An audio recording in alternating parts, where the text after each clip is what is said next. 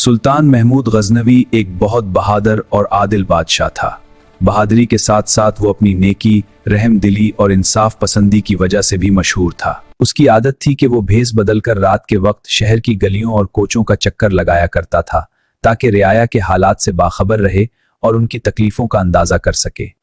एक रात वो इसी तरह शहर का गश्त करते हुए एक सुनसान और वीरान मकाम पर जा पहुंचा।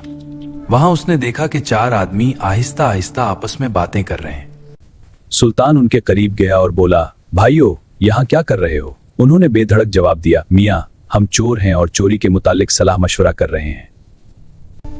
फिर तो तुम मेरे साथी हुए। अगर मुनासिब समझो तो मुझे भी अपने साथ शामिल कर लो।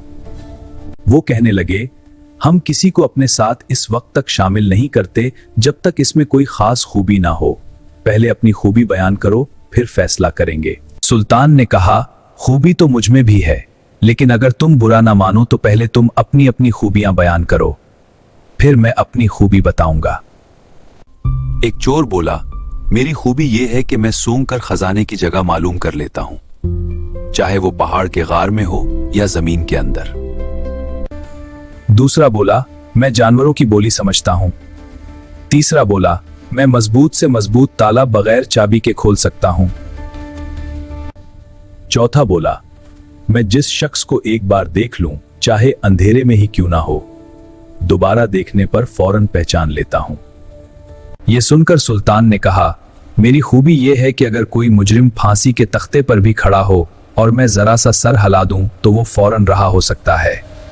चारों चोर हैरान भी हुए और खुश भी। कहने लगे, तुम तो हम सबसे बढ़कर निकले, अब हमें किसी बात का डर नहीं। चुनाचे उन्होंने फैसला किया कि आज रात शाही महल में चोरी की जाएगी। रास्ते में एक गली से गुजरते हुए एक कुत्ता भौंका। सुल्तान ने पूछा, ये कुत्ता क्या कह रहा है? जानवरों की बोली समझने वाला चोर बोला, ये कह रहा है कि तुम पांचों में से एक सुल्तान है। भला हम में से कौन सुल्तान हो सकता है? चोर बोला, मालूम नहीं, कुत्ते ने बस इतना ही कहा था। एक चोर ने सूंघकर खजाने की जगह मालूम की, दूसरे ने ताला खोला और उन्होंने अशरफियां और जवाहरात समेट लिए, मगर सुल्तान के कहने पर एक कीमती हीरा संदूक में छोड़ दिया। वो सब जंगल में अपने ठिकाने पर पहुंचे और माल को 5 हिस्सों में तकसीम किया। सुल्तान ने अपना हिस्सा ये कहकर वापस कर दिया कि दोस्तों, तुमसे मिलकर मुझे खुशी हुई है, ये हिस्सा मेरी तरफ से तुम्हारे लिए तोहफा है। वापस जाने से पहले सुल्तान ने चालाकी से उनके नाम और पत्ते मालूम कर लिए। उधर खजाने का मुहाफिज आया तो देखा कि माल गायब है और सिर्फ एक हीरा बाकी है। उसके दिल में लालच आया और उसने वो हीरा अपनी जेब में डाल लिया, ये सोचकर कि कोई नहीं जानेगा। सुबह इसने सुल्तान को चोरी की खबर दी। सुल्तान ने हुक्म दिया कि शहर के मशहूर चोरों को गिरफ्तार किया जाए। चोरों को दरबार में पेश किया गया। सुल्तान ने पूछा, वो हीरा कहाँ है? सूंघने वाला चोर आगे बढ़ा और बोला, आलाजा, पहले हमारी तलाशी ली जाए ताकि यकीन हो जाए कि हीरा हमारे पास नहीं।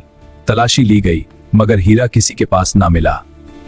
फिर चोर ने कहा, हीरा उसी दरबार में मौजूद है। मुहाफिज खजाना की खुफिया जेब में एक डबिया है, हीरा उसी में है। डबिया निकाली गई तो हीरा बरामद हो गया। मुहाफिज का रंग फक हो गया। सुल्तान ने उसे गिरफ्तार करवा दिया और फरमाया, उसे गिरफ्तार करो। फिर सुल्तान ने चोरों की तरफ देखकर मुस्कुराकर कहा, तुम सब आजाद हो। सुल्तान की इस मेहरबानी का चोरों पर गहरा असर हुआ और उन्होंने आइंदा चोरी छोड़कर नेक जिंदगी गुजारने का अहद किया।